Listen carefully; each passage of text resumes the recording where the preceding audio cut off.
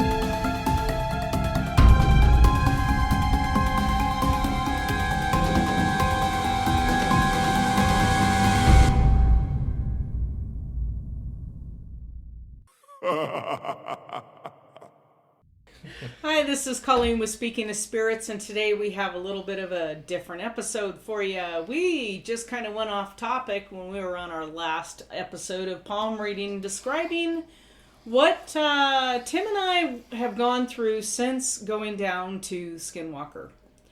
And I think we need to talk about this as a separate episode because we've had some really unique experiences, and I don't know. We're trying to explore exactly what's happened to both of us, and so I want to talk about, Tim, when we went down to Skinwalker. It was over the Memorial Weekend. You, your wife, and I went down there for 3 or 4 days. Very cold. And it was very cold. Shit, it was cold down there. 4 days. Boy, I'll tell you what, we bought every sleeping bag we could find in the store. It was so cold. It's so cold down there, you guys. Everybody's like, it's desert, it's warm. No. Lies. It's real high altitude. It's very, very cold. They get these temperature inversions, and it's below zero for a long time. It's very cold down there. But, and recently I met Caleb, who's the one of the security guards for Skinwalker Ranch at kind of almost a private venue. It was awesome. There was only a couple of us there, and I got to really pick his brain about what goes on at the ranch and throw some ideas out at him. And he told me a lot of. It was really great. It was a couple of hours I spent talking with him, and it was just fascinating. His take on everything too, because he's a Marine. He didn't have any paranormal experiences, and he didn't believe in them. And he didn't believe at him when he started as private security for the ranch until it started happening to him. Poor guy. And it happened to him, and it happened to him, and it happened to him. And after like the 15th experience, he's like, okay, something's going on. And he's like, okay, now I believe in this stuff. At least here at the ranch, I believe in it, in the Vernal basin. And he lives, I believe, in Roosevelt, so he's pretty close to the ranch. So... And he's from Pingree, Idaho. Oh, his family, yeah. So that's why he was here. Yeah, he has family here still, so he has that connection. So he's real close to us where he grew up. So, last episode, if you listen to the palm reading episode, we went off topic because that's what we do, and we were discussing something that happened to Tim and I just recently, and really it was Katie that made the connection that. Weren't you the only two that went to Skinwalker? So, a couple of weeks ago, I was coming home from a class at night, and it's dark. It's wintertime here. It's dark really early. And my pasture where my livestock are was bathed in, and as I described it to Tim, arc welding bright light. It was so bright that it's like a picture negative where you could see every blade of grass. I mean, it was that bright. I'd actually came to a stop in my truck, and I'm looking at my field, and I'm like, what is going on? I don't see any of the animals out there. I just see this light, but no source of light. And I decide to speed into my driveway as fast as I can to get out there to figure out what it is. And by the time I made the corner to my driveway, the light was gone. There's nothing there. I walked the field. There's nothing there. Well, a couple of days later, my neighbor said he saw it too. And he saw it on my field. And we simply don't know what the light was. Mm-hmm. Tim? Well, to sum up mine, it wasn't long, but it was really bright. And it felt like it was right on top. Like it was a welding bright light right at twilight, dusk, whatever you want to call it. And it was enough that I closed my eyes and then opened them, and it wasn't there anymore.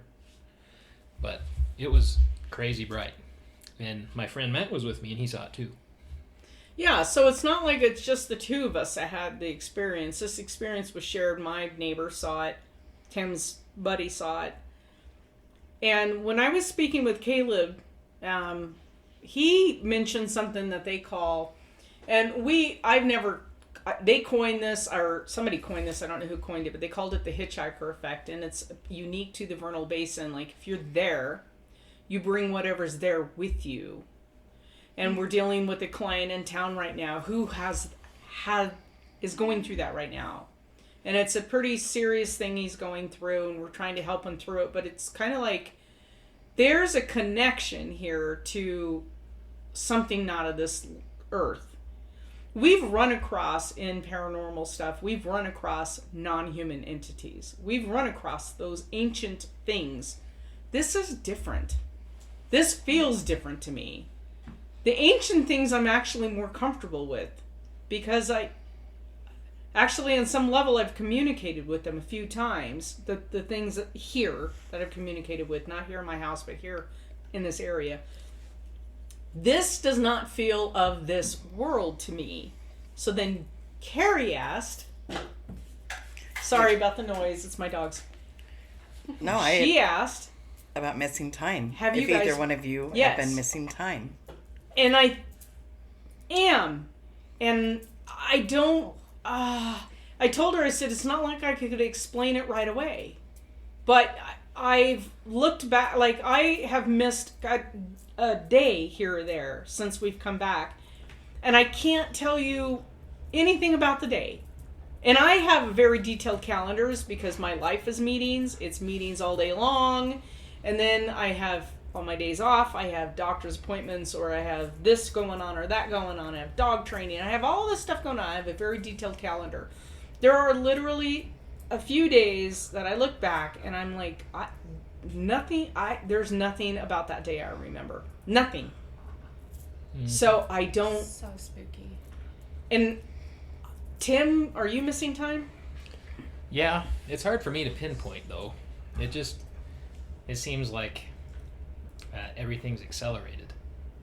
Like I have all of this to do, and all of that isn't getting done, and so it's like a circle where I'm trying to catch up with myself, and I can't figure out why I can't do it in the day.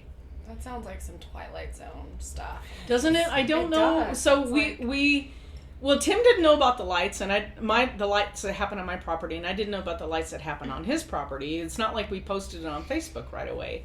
But I think I messaged our team on it. Yeah, I think that's how I did it, because I'm like, I don't really want to make a Facebook post on this, but this just happened, and my neighbor just saw it, and it was kind of like, well, let me tell you what happened this last week. And then Tim went, well, same thing happened to me. Mm-hmm. And then Katie's like, well, you're the only two that went to Skinwalker. Oh, so spooky. So I don't know. So let me throw this at you. Yeah. So remember when we were sitting in the minivan? Oh yeah, I Is wanted this to go to the down minivan thing. Yeah, this is give us details. freaking weird, man. Do you remember the butte?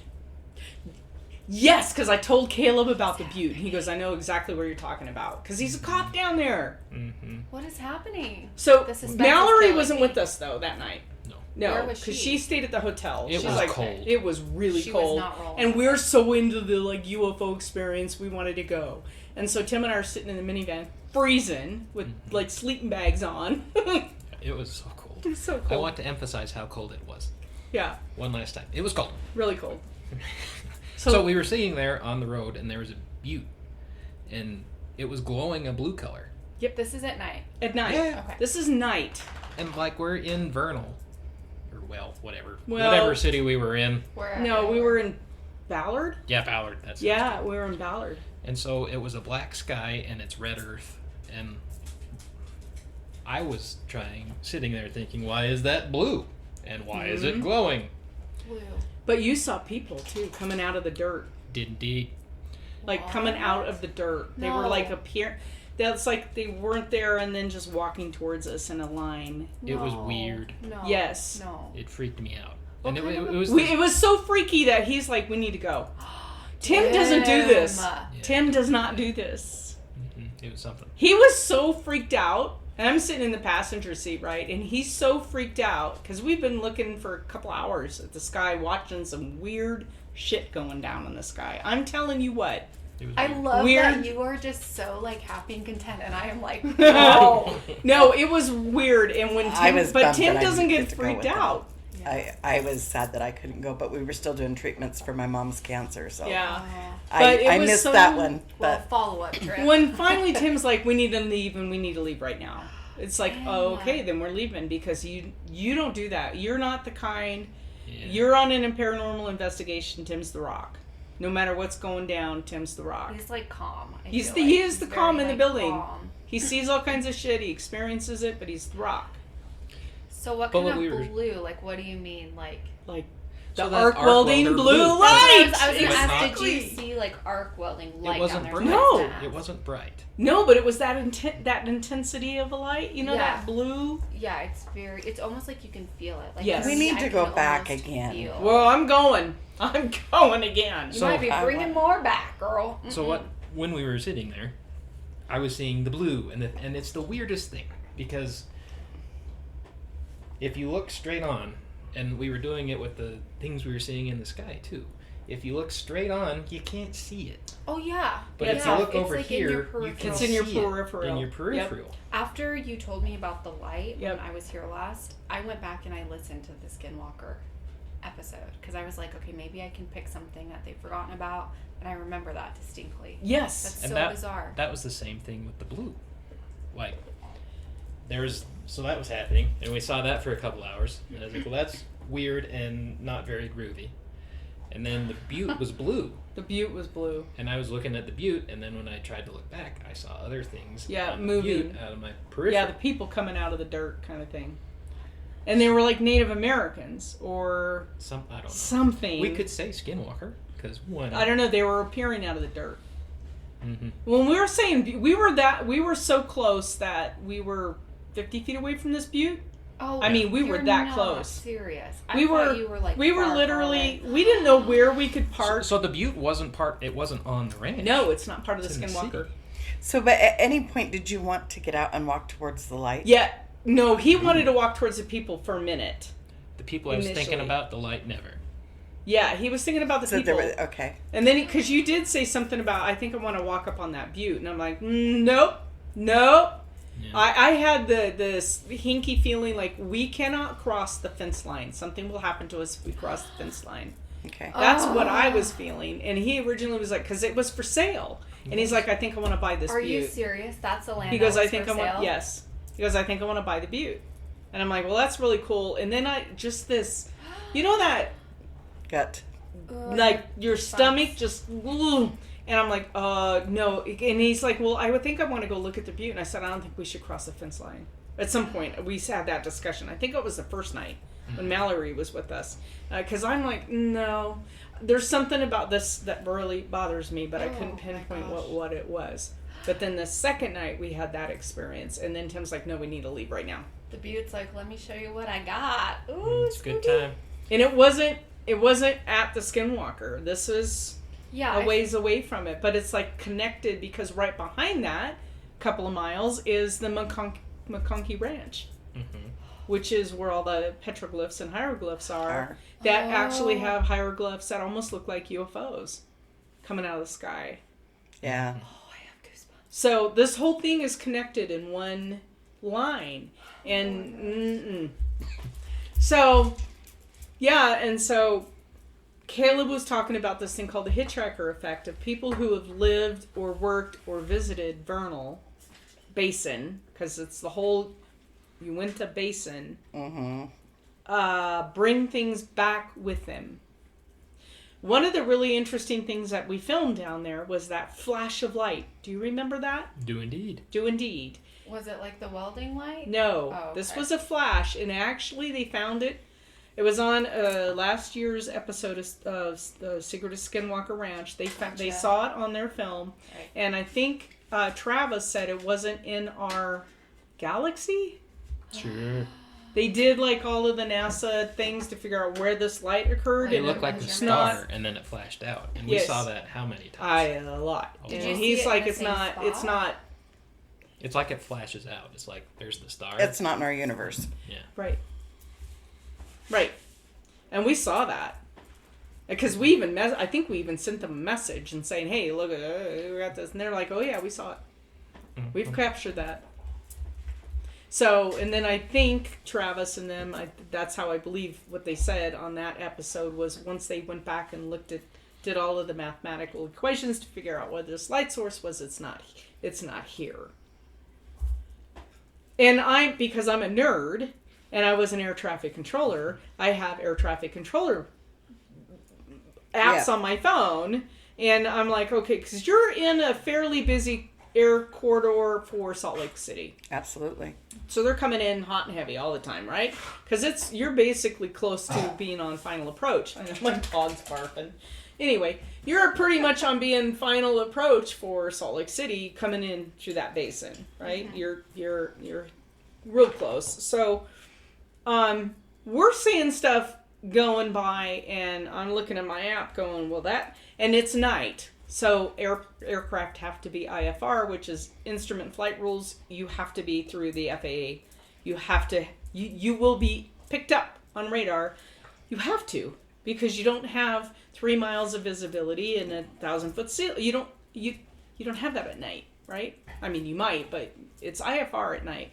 You're not visual flight. You're not just going up for a joyride. Right. So I'm looking at these apps going, well, that's not an airplane. And it's going left and right and down and up and left and right. And these things, I mean, you're just seeing all of this banana stuff. Mm-hmm. So I'm wondering how many people who have lived down there or spent any time down there have missing time. Really, have they analyzed it? Have had these weird lights, these light sources at their home. Mm-hmm. I would be curious too to like how they did the measurement to see how far it was. I wish that they could measure the actual size of it. I know. Think about how freaking huge. Well, whatever it is. was. Oh, It yeah. had to have been enormous because that it was. just freaks me out how big it must be. Mm-hmm. Like we can't even comprehend how big that must have been. If I had all the time in the world, so got me interested in we were going to kind of do space encounters with UFOs, kind of a right. We were talking about doing that podcast, but it's really kind of hard to dive into. The International Space Station has had a few encounters and things that they have caught in their cameras that people. There's 2 YouTube channels that NASA streams to 24/7. And so people who are really ufologists, they follow this stuff pretty hot and heavy. They're on it all the time. And Which is cool. yeah, it's pretty cool. But so those cameras have captured things that weren't supposed to be there. Right. And they're not. The government's like, oop, that was a glitch. Sorry. Well, it's interesting is when that stuff is found, like if somebody says something on these channels and say, hey, look, I just saw it, the stream will go down. And then the stream will come back up 10 minutes later. It's like they scrub it. But Spooky. these guys are already recording it, you Yeah. know, and they're Yeah, like, they're ah, we got it. recording their We got it. stream. Ah, we got it. And so then they'll put it out. But those, if I had more time, I would be watching that more often to see what they're seeing. Because there's stuff that they're capturing on their cameras that are, it's not junk, it's not a satellite, it's keeping time with the station. It's right there, hovering around the station. Yeah. So So, gnarly. yeah. Hmm. I just think, for whatever reason, and I hope that they can figure it out, why is this basin such a hot spot? Why is it such a hot spot? There's got to be something there. Is it like, Tim, you were talking about there's a UFO connection with gold and different metals that they're apparently harvesting or needing or whatever. Is there a connection with the oil deposits in the basin? Is there a connection with whatever? I don't know what mining they're doing down there. And it's oil and gas extraction everywhere, but I'm not sure what mining they're doing. Yeah, and they just leave crashed trucks on the side of the road for months and months. Oh, yeah, we saw that too. Oh, that's right. Yeah. That is so bizarre. That's a weird. Yeah. It was a tanker too. Yeah. It was a tanker. Just some weird stuff going on down there. I want to go so bad. It's just bizarro. I feel like there's got to be a lot of like weird, strong energy too with like the Native American history. in Oh, that that's area. so there. Like I think that is just like a beacon. Like here it is. Woo! And that's what I'll always remember. When we went on the Skinwalker tour, the ranch next to it. Oh my gosh, that's right. And she was... Was that McConkey? McConkey, right? No, the RV park. Yes. Anyway, we were there on the ridge, and we were explaining that we were part of a paranormal team, and she was saying how she just didn't believe in such things for the most part. She has seen a couple weird things. And we got out to look over onto the Skinwalker Ranch, and like, I've been seeing junk all the time. You're like, this all is there. just normal now. And yeah, and I saw something out of the corner of my eye, and that's about the time all of us heard some sort of Indian holler. Mm-hmm. And I'm pretty sure I said something smart alecky because I thought it was deserved. I don't remember exactly how smart alecky, but You're like, you just Yeah. But it was a little bit. Little bit smart alecky. Yeah. There. And the lady who owns that campground where it was deserted and we were there. We were sitting in there shooting. You might want to go like in July. Yeah, you don't want to go in May. So she said that they have all kinds of stuff that happen on their property. So That's right. shadow, like dark, misty, smoky stuff that'll come down and it'll be in their living room. and that's just it. After we were done with her tour, I was like, not a believer in the paranormal, huh? Yeah. Yeah. But she's like, oh, but there are dark, misty things in our house. Yeah, I don't know. It's funny because I With think... red eyes. Well, and I think you gotta wonder how many people who live down there, they're just so used to dealing with stuff that to them it's not paranormal anymore, it's normal. Yeah. I mean, you drive yourself insane if you let it freak you out. Yeah. Like, you just kind of would have to accept it at that point. Yeah, it's a nutty place. I just I love it. I wish if it wasn't so bloody cold, it would be a place that I could move to when I retired just for the activity. Just because every night I'd be out there documenting There's a good stuff. show every night. Yeah, every night. And that's when I came back, I did not know that one of my coworkers had lived down there for about 15 years. And he lived in Ballard or Roosevelt for like 15 years, and he worked in the Vernal office. And he said, oh yeah, lots of experiences. And then he said a buddy of his who had grew up in Vernal said, what night you didn't have an experience? More like it was every night. Yeah. It was every night. And you know what's really weird about all of this? So, it seems like anyone we've talked to who's had an experience there or experiences later or whatever it is, they're not exactly panicky about it. No. So what does that mean? In fact, usually it's the people that are listening to the story or the experience and you're almost shocked that they're shocked about it. Right. So what's that? I guess it was for so many years it was like, oh, you guys you're all nuts. And now that the Navy pilots are putting out their experiences and their videos and everything else, and it's becoming more and more mainstream, that we're like, yeah, we know, it's just a matter of when you're going to have the experience, not if.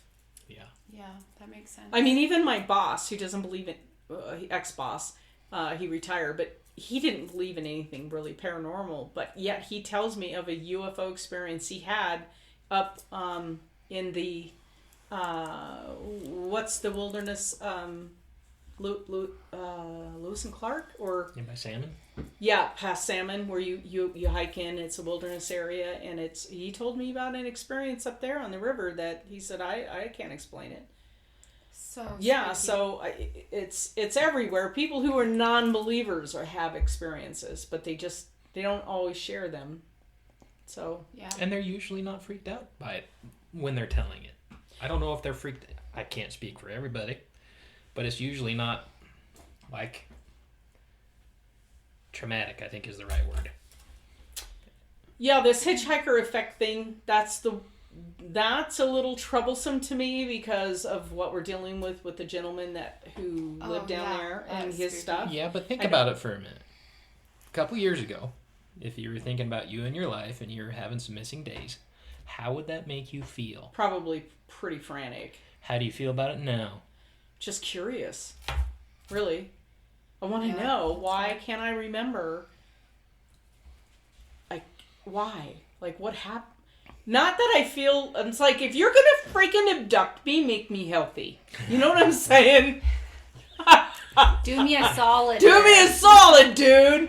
Whatever, but make me healthy. So I don't, I don't know. And But to me, I don't think it's your entirety being abducted, because you're still making your meetings. You're not getting in trouble because nobody knows where you're at.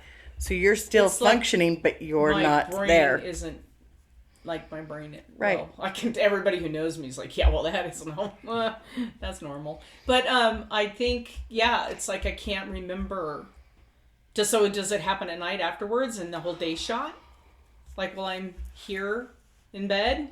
I don't know.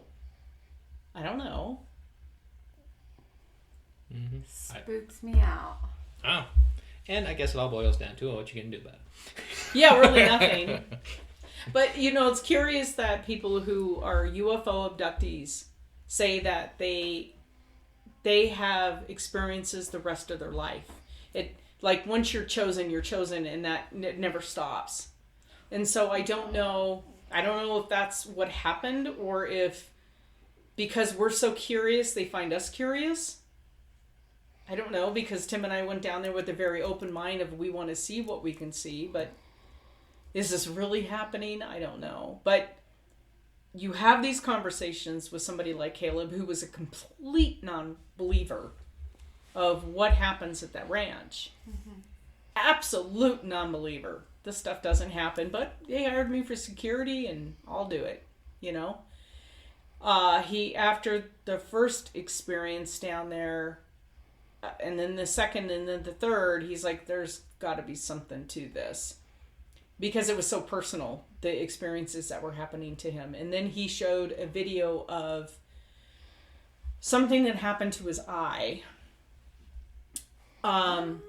Yeah. So they were filming, but they weren't using lasers during this filming episode because they have used military grade lasers to do some grids and stuff on the ranch, but during this particular period of filming, they weren't. And he was up on the mesa when this happened, and everybody else was down by the triangle. And he had really heavy duty sunglasses on that he wore all the time. It's the only thing that saved his eye.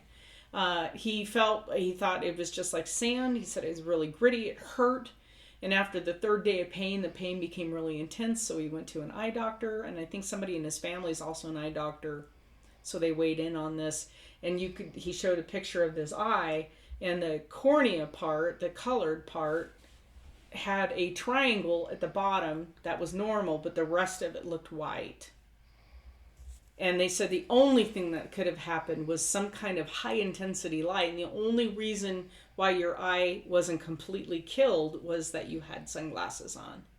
High intensity light, like welding light. Like welding light? Yeah, no, they don't know. They're like military grade laser. He has no idea. He has doesn't no remember. idea. They weren't using anything like that. So day. he doesn't recall No. what happened. Nope. What? And the people that they have coming down there to study this stuff are people like who are scientists at INL, right? Idaho National Lab. These are the nukes, the physicists, the Travis type people. They're legit people. Yeah. They're coming down there to try to figure out what's happening. This isn't make-believe, made-up stuff. Right. It's happening, and it's happening to a lot of people in the basin. So, Dun, anyway, dun, dun. dun, dun, dun.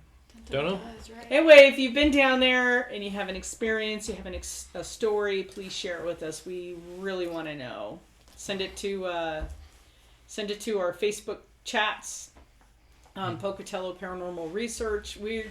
I'm telling you, we're just we're stumped. We don't know what happened to us personally, but I think there's a tie with Skinwalker. I think it's because we went down there.